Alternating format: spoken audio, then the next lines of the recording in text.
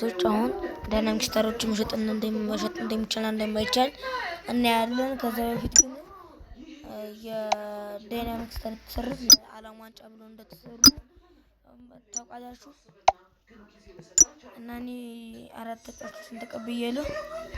እናም አሁን ላሳያችሁ እንደሚቻል እንደማይቻል እኔ ሪዘርቭ አድርጌ ያስኳቸው ህያውን ለምሳሌ አሁን ኦናናን እንደዚህ ብሎ ዳይናሚክ ስታር cannot be coach and will be available towards economic special coach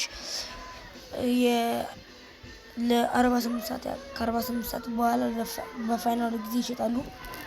የሚሆነው ለዳይናሚክ ስታሮች እንትን የተመረኮዙ በመሆናቸው ነው። የተመረኮዙት ደግሞ እንትን ላይ ነው። ዓለም ዋንጫ ካለቀ በኋላ ሬቲንጋቸውን ሊጨምሩ ይችላል ሊጨለቀ ነው። ግን የታወቀ ነገር የለም። የሚሆንላችሁ ብቻ ነው። እናም የዛሬ ቪዲዮአችን በዚህ ያውቀኝ እንደምታዩት ግን እኔ በጣም ይጃለው ለእንትኑ ለስፔሻል ፕሌየሩ ትንሽ አይቀርችኝ ቢያንስ ካናቫሮ ቢሰጠኝ ደስ ይለኛል። በመቀጠል ሪቫልዶ ከዛ ዴዛሊ አራተኛ ቢካም ቢሰጠኝ ደስ ይለኛል። ምክንያቱም አጥቂ በተለይ ብዙ ተጫዋቾች ስላሉ ማለት ነው።